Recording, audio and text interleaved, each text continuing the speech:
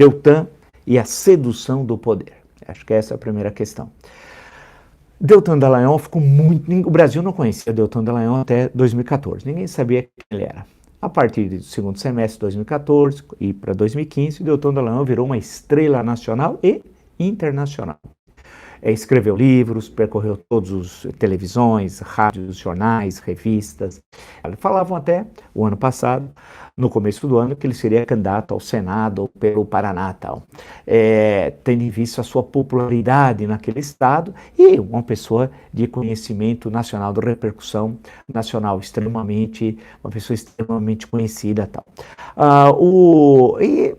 Eu, inclusive, tive contatos em 3 entrevistas com o Deltan Dallagnol. Lembro quando saiu o livro dele, tem até o livro aqui, né, um dos livros, não sei se publicou outro, mais ou menos esse. E a questão que ficou para mim, em relação ao procurador Deltan Dallagnol, é que o poder subiu a cabeça para falar numa linguagem vulgar. De um lado, porque deu a ideia de que tudo pode. Posso fazer tudo a hora que eu quero. E um ar messiânico nesse tudo pode. Se a gente observar o seu olhar, sempre aquele olhar muito messiânico. Isso sempre me chamou a atenção e me deixava um pouco preocupado, muito preocupado, nessa questão do olhar, de achar que podia fazer tudo. Por outro lado, a questão do dinheiro. Ele acabou seduzido pelo dinheiro. Basta ver o número de palestras que ele fez e os valores recebidos em um ano, e não custa recordar que esses valores, ele mesmo nas mensagens, quanto é que ele queria atingir em um ano só com palestras, sabendo que um procurador é bem remunerado, tem uma série de benesses, um procurador da República, mas ele queria rapidamente aproveitar da onda de popularidade. Então acho que isso acabou dando a ele um poder que ele imaginava que podia fazer tudo. E por que eu estou dizendo isso? Por causa do episódio de hoje. A troca de mensagens entre ele e outros procuradores, alguns deles eu também já tinha entrevistado na outra rádio que trabalhei, é inacreditável. Eles estavam querendo montar uma armadilha para capturar o Gilmar Mendes e fazer um impeachment do Gilmar Mendes. A gente sabe que o impeachment, de acordo com a Constituição, quem faz é o Senado.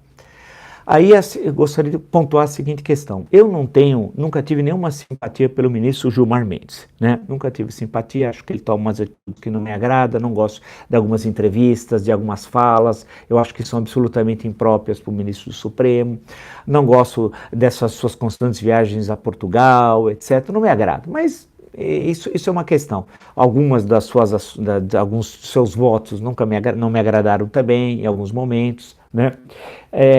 Mas isso é uma coisa que me parece secundária frente à gravidade do que as mensagens hoje revelaram. Ou seja, estava sendo montado pelos procuradores uma operação para preparar, e eles dizem isso nas mensagens, um impeachment do ministro Gilmar Mendes. Isso é intolerável.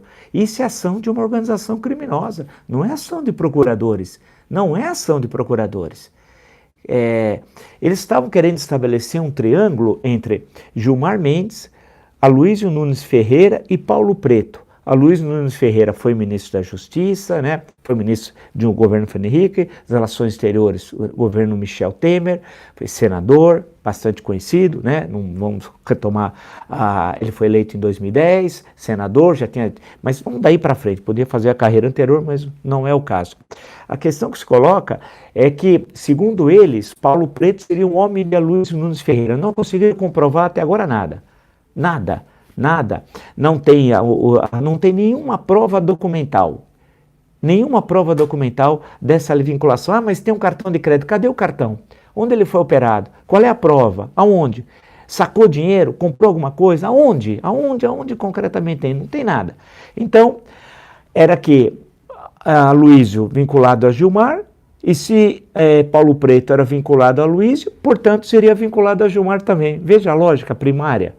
E aí, como Paulo Preto, que é um homem do esquema do PSDB em São Paulo, e isso sabe-se que ele... E aí está provado, e muito antes de Lava Jato, as suas vinculações aqui em São Paulo,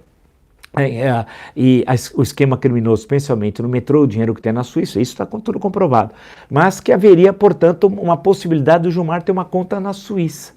Algo que não tem, passaram o pente fino e não encontraram. Mas estavam tentando fazer esse tipo de articulação. Então é um negócio assim absurdo, porque estavam querendo uns procuradores, vamos chamar assim, de primeira instância, investigar o ministro do Supremo Tribunal Federal, o que não pode. Quem investiga é a PGR. Não é que ele não pode ser investigado, vamos explicar. É a PGR que faz isso.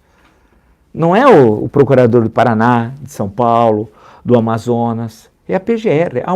A gente tem que entender como é que funciona uma estrutura de poder. E eles sabem. Ou seja, eles rasgaram a Constituição achando que podia fazer tudo. E aí, interessante nesse vazamento que está no jornal É o País e no The Intercept Brasil, é que eles sempre usavam a imprensa como meio de preparação e de ganhar apoio popular. De colocar uma acusação, uma fala, um vazamento. Aí sai na imprensa, ganha apoio popular e, imediatamente, eles faziam as ações ilegais que eles pretendiam fazer.